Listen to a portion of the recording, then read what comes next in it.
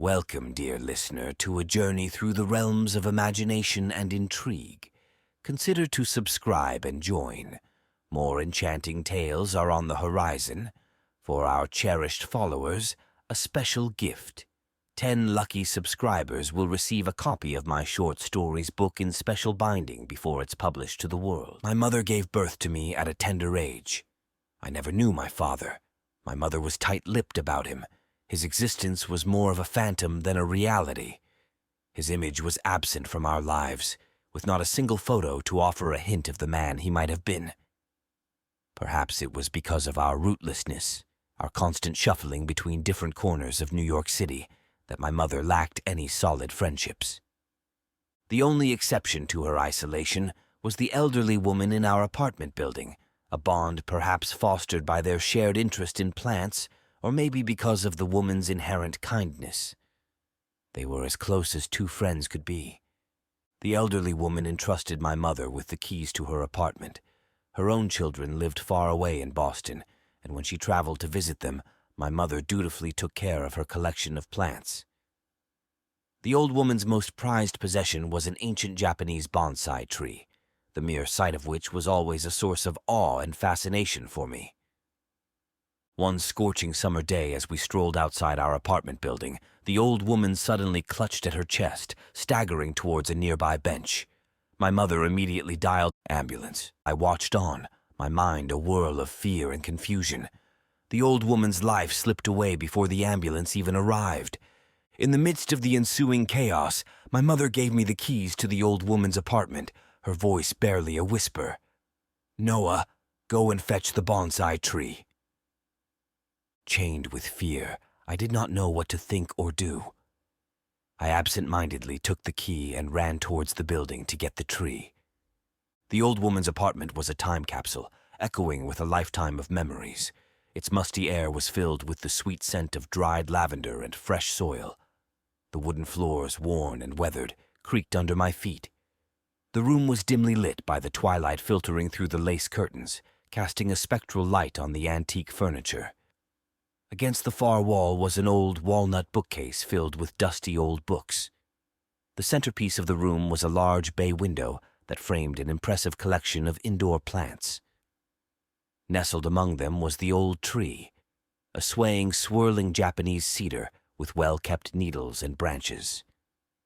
My heart pounded in my chest as I placed the bonsai tree on our kitchen table. It dawned on me then, the gravity of the situation.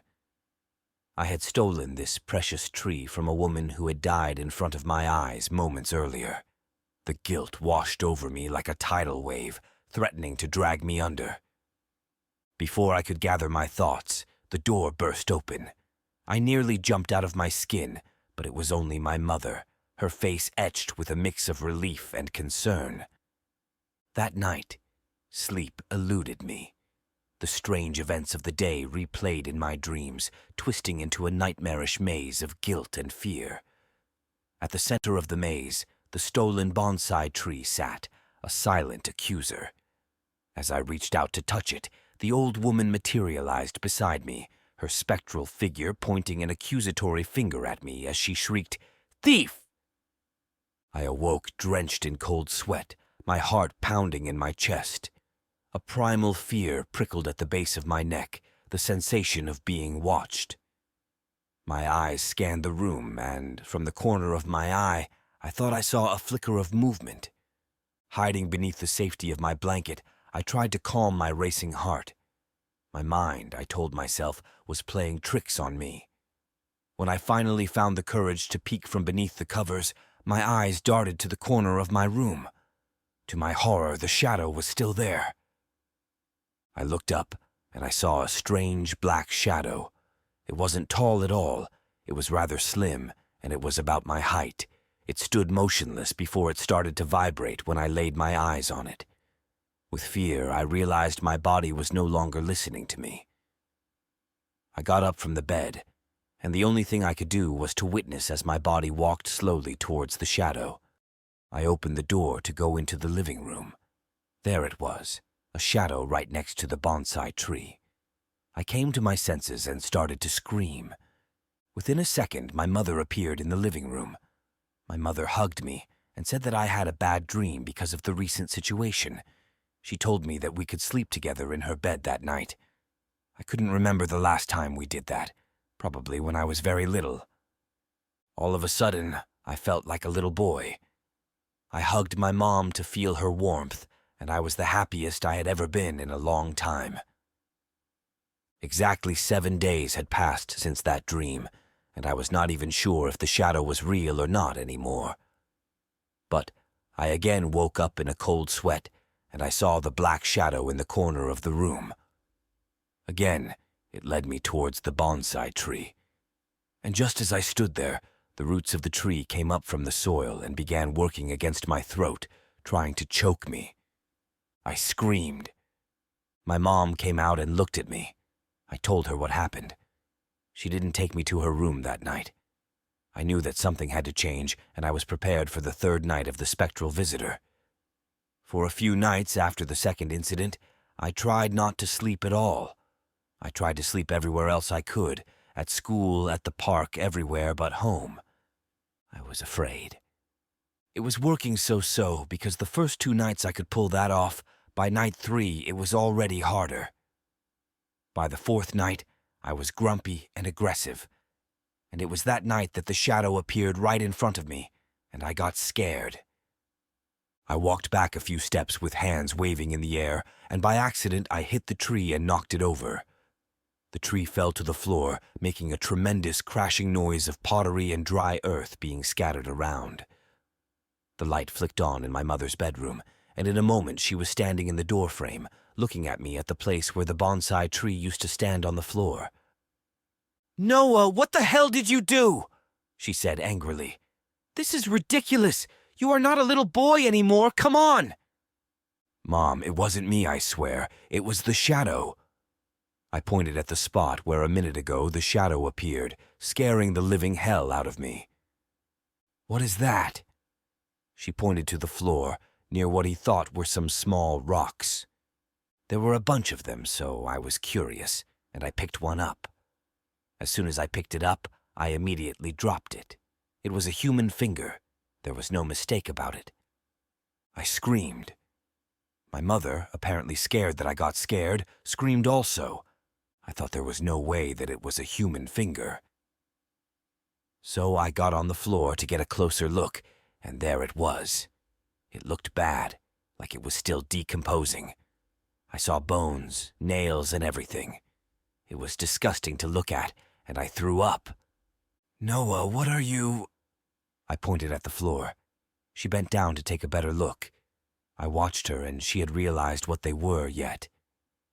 "Mom, those are human fingers," I said in a surprisingly, to me, calm voice, even though inside I was shaking.